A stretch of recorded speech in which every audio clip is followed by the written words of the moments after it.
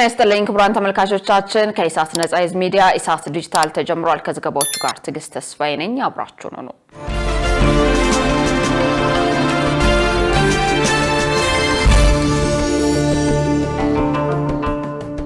ቀዳሚ ወዳደረግነው መረጃ አልፋለሁ። ኢትዮጵያ የማርበርግ ቫይረስን ሙሉ በሙሉ መቆጣጠሯን አስታወቀች። በሽታውን ለመከላከል በፌደራል እና በክልል ከተሞች የተደረገው ርብርብ በሌሎች ጉዳዮችም ተጠናክሮ እንዲቀጥል ተጠይቋል። መሳይ ገዛኸኝ ተጨማሪ አላት። በደቡብ ኢትዮጵያ ክልል አሪ ዞን ጂንካ ከተማ ላይ የተከሰተውን ማርበርግ ቫይረስ አስመልክቶ በዛሬው ዕለት ኢትዮጵያ ሙሉ ለሙሉ የበሽታውን ቁጥጥር እንዳደረገች የገለጸችበት መድረክ ተዘጋጅቷል። በዚህም መድረክ ላይ የኢፌዴሪ ምክር ቤት አፈ ጉባኤ ታገሰ ጨፎ እንዲሁም ደግሞ የክልል ፕሬዝዳንቶች ተገኝተውበታል። በስርጭቱ ወቅት በዞኑ 14 ሰዎች በበሽታው የተጠቁ ሲሆን 9 ሰዎች ህይወታቸው ሲያልፍ 5ቱ ደግሞ አገግመዋል። ኢትዮጵያ የበሽታውን ቁጥጥር ያረጋገጠችው የዓለም አቀፉ የጤና ድርጅት ቀመጠው 42 ቀናት የክትትል ጊዜያት በኋላ እንደሆነም ተገልጿል። የጤና ሚኒስትር ዶክተር መቅደስ ዳባ የበሽታውን ቁጥጥር አስመልክቶ ሙሉ ለሙሉ ኢትዮጵያ ይህንን ማሳካት መቻሏን በመድረኩ ገልጸዋል። ሊከሰት የሚችለውን የችግር መጠን ለመቀነስ ባለን አቅምና ነባር ልምዳችንን በመጠቀም በርካታ የምላሽም ተግባሮችን ማከናወን ምንም እንኳን የ9 ወገኖቻችንን ህይወት ብናጣም ወረርሽኙ ሊያደርስ ከሚችለው ከባድና ውስብስብ ችግር አንጻር አገርና ህዝባችንን መታደግ ችለናል። እንኳን ደስ አላችሁ፣ እንኳን ደስ አለን። የማርበርግ ቫይረስ ስጋት አገራችን ከደቀነባት አደጋ ወጥተን እንደ ዓለም ጤና ድርጅት እንደ ሀገራችንም የወረርሽኝ ቅኝትና ምላሽ መመሪያ መሰረት በማድረግ የመጨረሻው ታካሚ በላቦራቶሪ ሕክምናው ነፃ መሆኑ ከተረጋገጠበት 42 ተከታታይ ቀናት ማለት ነው ምንም አይነት አዲስ ተካሚ ባለመመዝገቡ ወረርሽኙ በቁጥጥር ስር መዋሉን በይፋ በመናደርግበት በዛሬ ቀን ላይ ደርሰናል። የኢፌዴሪ የሕዝብ ተወካዮች ምክር ቤት አፈ ጉባኤ ታገሰ ጫፎ በዚህ ወቅት በመድረኩ እንደገለጹት የበሽታውን ቁጥጥር ያበሰሩት አፈ ጉባኤው መልእክታቸውን አስተላልፈዋል። ይህ የጤና ፖሊሲ ስኬት ያመራሩ የጤና ባለሙያውና አጋር አካላት በጋራ አብሮ መቆም የጽናት የጥንካሬ እና በጋራ የመቀናጀት የመተባበር የመደመር እሳቤ ውጤት ነው። የማርበርግ ወረርሽኝ ጨምሮ በየትኛውም ሀገር ሲከሰቱ ስጋቱ በሰው ሕይወት ላይ ብቻ ሳይሆን በአገር ኢኮኖሚ፣ በማህበራዊ ግንኙነትና በአገራዊ ደህንነታችን ላይ ሊደርስ የሚችል ጉዳት ነው።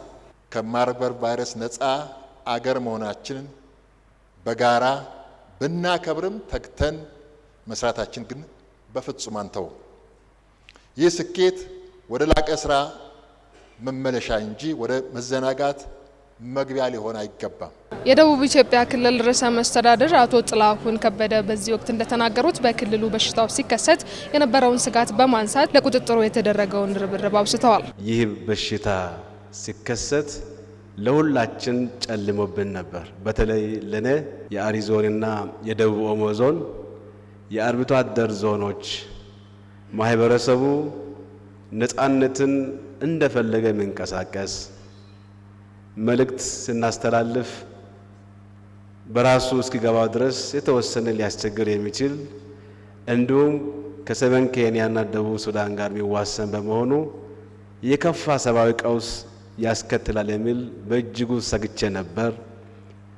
ይህ ስጋት በአጭር ጊዜ ውስጥ ተናበን ከምንም በላይ ፈጣሪ አግዞን መላ ኢትዮጵያውያን በጋራ ትብብር በጥቂት ባለሙያዎች ብርታትና ትጋት ዛሬ ነፃነታችን የምናወጅበት ለቀጣይ ጥንቃቄ ትምህርት የሚወሰድበት ቀን በመድረሰ በግሌ እጅግ በጣም ደስ ብሎኛልና በድጋሚ ሁላችሁንም እንኳን ደስ አላችሁ እላችኋለሁ።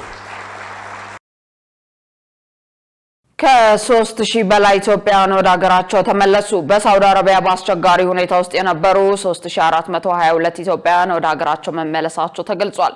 በሳምንት ውስጥ በተደረገ 14 ዙር በረራ የተመለሱት 3337 ወንዶችና 82 ሴቶች እንዲሁም 3 ህጻናት ሲሆኑ ከተመላሾች መካከል 72 እድሜያቸው ከ18 ዓመት በታች የሆኑ ታዳጊዎች ይገኙበታል ተብሏል። መስከረም 5 ቀን 2018 ዓ.ም በተጀመረው ዜጎችን ወደ ሀገር ቤት የመመለስ ስራ እስካሁን 45093 ኢትዮጵያን ወደ ሀገር ቤት መመለሳቸውን የሴቶችና ማህበራዊ ጉዳይ ሚኒስቴር አስታውቋል። ሚኒስቴሩ ከባለድርሻና አጋር አካላት ጋር በመቀናጀት ለተመላሽ ዜጎች በአየር ማረፊያ እንዲሁም በማቆያ ማዕከላት ተገቢውን ድጋፍና እንክብካቤ ማድረግና ከቤተሰብ ጋር የማቀላቀል ስራን በትኩረት እየተሰራ መሆኑን ከተቋሙ የማህበራዊ ድረገጽ ያገኘነው መረጃ ያመለክታል። ከኒኩሌር ኃይል የማመንጨት ሀገራዊ ፕሮግራም ቅንጦት ሊሆን አይችልም ሲል የኢትዮጵያ ኒኩሌር ኃይል ኮሚሽን ገለጸ። የኢትዮጵያ የኒኩሌር ኃይል ኮሚሽን ምክትል ኮሚሽነር አብዱረዛቅ ኡመር ለጋዜጣ ፕላስ እንደገለጹት የኒኩሌር ቴክኖሎጂ የማይቆራረጥ አስተማማኝና ከቦታ ቦታ መንቀሳቀስ የሚችል ኃይል የሚያስገኝ በመሆኑ ለሀገሪቱ እድገት ወሳኝ ነው ብለዋል። የኒኩሌር ቴክኖሎጂ ኢትዮጵያን በዓለም አቀፍ ደረጃ በሁሉም ዘርፍ ተወዳዳሪ ለማድረግ አስፈላጊ መሆኑን ገልጸው ፕሮግራሙ ቅንጦት ነው የሚለው አስተሳሰብ ከግንዛቤ ማነስ የሚመነጭ መሆኑን አስረድተዋል። ቴክኖሎጂው በኢትዮጵያ ለሰላማዊ ዓላማ ብቻ የሚውል መሆኑንና በጤና በኢንዱስትሪና በግብርና ዘርፎች ምርትና ምርታማነትን ለማሳደግ ጠቀሜታ እንዳለው ጠቁመዋል። የኢትዮጵያ የኒኩሌር ልማት ፕሮግራም ከአየር ንብረት ለውጥ ጋር በተጣጣመ መልኩ አስተማማኝ የኃይል አቅርቦት ለማረጋገጥ ያለመ መሆኑን ኮሚሽነሩ ገልጸዋል። ክቡራን ተመልካቾቻችን ከኢሳት ነጻ ህዝብ ሚዲያ ኢሳት ዲጂታል አሁንም እንደቀጠለ ነው። በቀጣይነት ወደ ውጭ ዘገባ እናመራለን። በኢራን በተቀሰቀሰው የተቃውሞ ሰልፍ የሞቱ ሰዎች ቁጥር ከ20,000 በላይ ይሆናል ተባለ። ይሁን እንጂ ትክክለኛውን የሟች ቁጥር ለማወቅ የኢንተርኔት ግንኙነት መቋረጥ እንቅፋት ሆኗል ተብሏል። ሸሪፍ ኢማም ተጨማሪ አለው። በኢራን የተቃውሞ ሰልፍ የሟቾች ቁጥር መጨመሩ ተገለጸ። የመብት ተሟጋች ቡድኖች የደረሰውን ጥቃት እያጣሩ ሲሆን አንድ የተባበሩት መንግስታት ልዩ ራፖርተር እንዳለው የሟቾች አጠቃላይ ቁጥር ከ20,000 ይበልጣል። መቀመጫውን አሜሪካ ያደረገ አንድ የሰብአዊ መብት ተሟጋቾች የዜና ወኪል እንዳለው በዲሴምበር መጨረሻ ላይ በተቀሰቀሰው የተቃውሞ ሰልፍ 5,002 ሰዎች መገደላቸውን አጣርቻለሁ ብሏል። ቡድኑ በተጨማሪም የ9787 ሰዎችን ሞት እያጣራ ሲሆን ከ26,000 በላይ ሰዎች ደግሞ ታስረዋል ብሏል። የተባበሩት መንግስታት የሰብአዊ መብት ስፔሻል ራፖርተር የሆኑት ማይሳቶ ለኤቢሲ እንደነገሩት የተገደሉ ሲቪሎች ቁጥር ከ5,000 በላይ ነው ብለዋል።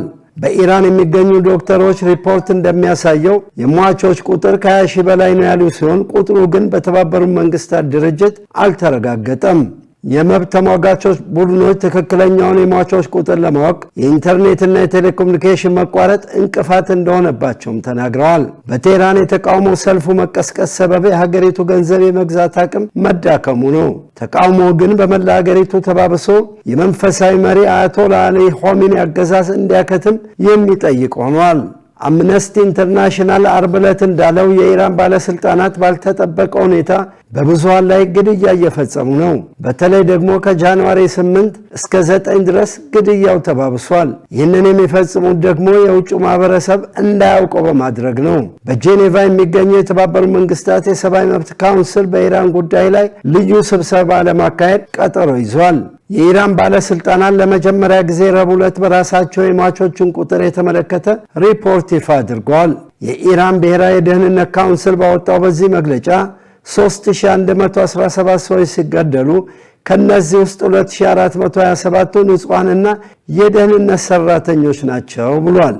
የአሜሪካው ፕሬዝዳንት ዶናልድ ትራምፕ በአንድ ወቅት እንደተናገሩት በኢራን የተቃውሞ ሰልፍ ጣልቃ ሊገቡ እንደሚችሉ አስታውቀው ነበር። ሐሙስ ዕለትም ለሪፖርተሮች እንደነገሩት ማስፈራሪያውን በድጋሚ አንስተዋል። በርካታ ቁጥር ያላቸው የአሜሪካ የጦር መርከቦች ወደ ኢራን እያመሩ ነው። የአሜሪካን የባህር ኃይል በመካከለኛው ምስራቅ ለመገንባት ምንም ነገር ተፈጥሮ ማየት አልፈልግም፣ ነገር ግን በትኩረት ጉዳዩን እየተከታተልነው ነው ብለዋል ትራምፕ። መረጃው ጃፓን ታይምስ ነው።